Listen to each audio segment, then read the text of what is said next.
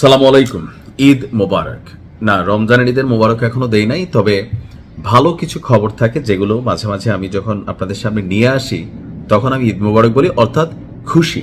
আমি চাই এই খুশি ছড়িয়ে পড়ুক, আনাচে কানাচে ছিটিয়ে থাকা বাংলা ভাষাভাষী যারাই আমার ভিডিও ব্লগ দেখেন সবার কাছে শেয়ার করে পৌঁছে দেবেন।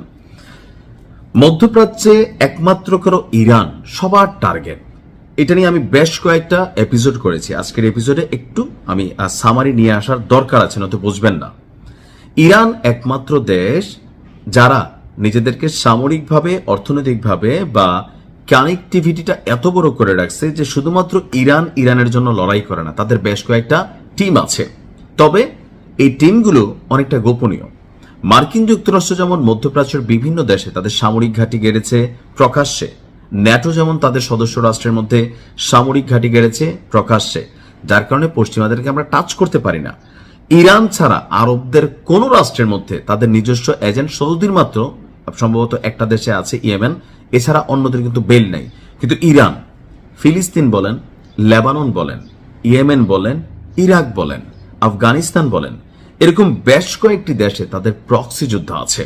আর যখন সময় হয়েছে তখন তারা অ্যাকশনে নেমেছে।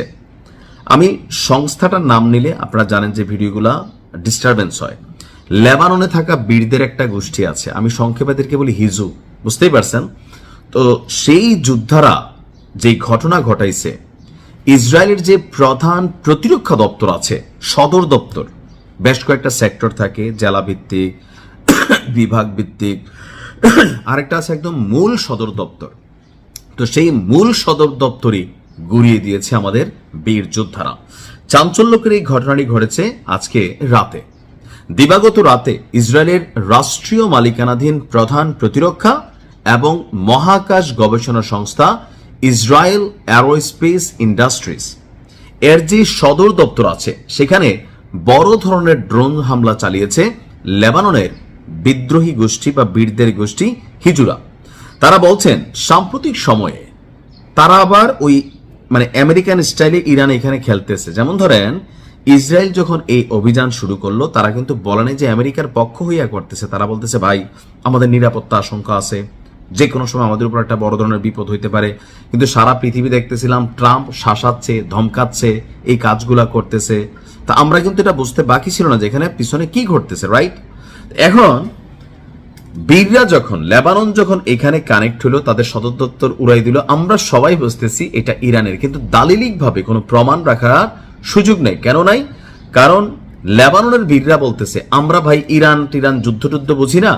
ইদানিং আমাদের বিভিন্ন এলাকায়, শহরে, গ্রামে আপনার অভিযান চালিয়েছিল ইসরায়েল, আর সেইটার প্রতিশোধ নিতেই এই অভিযান চালানো হয়েছে।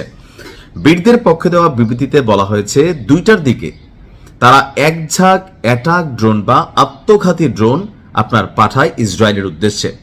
তাদের বক্তব্য, ইসরায়েলের সামরিক বাহিনীর জন্য দীর্ঘদিন ধরে আধুনিক ড্রোন এবং আরো ক্ষেপণাস্ত্র তারা তৈরি করেছে, যা তাদের প্রতিরক্ষা সিস্টেমকে ফাঁকি দিয়ে লক্ষ্যে যে বস্তু আছে সেখানে আঘাত করতে সক্ষম হয়েছে। ভোরে তারা উত্তর ইসরায়েলে অবস্থিত একটি ড্রোন কন্ট্রোল বেস বা ড্রোন নিয়ন্ত্রণ কেন্দ্রের যেই কন্ট্রোলিং আছে এটা তারা নিয়েছে নিজেদের নিয়ন্ত্রণে। এরপর সেটাতে প্রথমে কন্ট্রোলিং নেওয়ার পরে অর্থাৎ সিস্টেমকে ঘুম পাড়ে দিছে। ফর এক্সাম্পল, আপনি ধরেন সিসি ক্যামেরা, আপনি ক্যামেরার মাধ্যমে দেখতেছেন, তো ক্যামেরা যদি বন্ধ হয় আপনি একদিক দেখবেন না, আর তখনই আপনার এখানে এই ঘটনাটা ঘটায় দিছে। ইসরায়েলি বাহিনী আইডিএফ বলছে লেবানন থেকে আসা বেশ কিছু ড্রোন এবং ক্ষেপণাস্ত্র আকাশেই ধ্বংস করে দেওয়া হয়েছে। সদর দপ্তর ক্ষয়ক্ষতির বিষয়টি তারা এড়িয়ে গেলেও বাস্তবতা হচ্ছে ধসাই দিছে। এখন মাইর খেয়ে আওয়াজ করা যাবে না, হ্যাঁ, কান্নাও করতে হবে গোপনে। তো বেস্ট অফ লাক বীরদের জন্য, আশা করি এই যুদ্ধে তারা সফল হবে।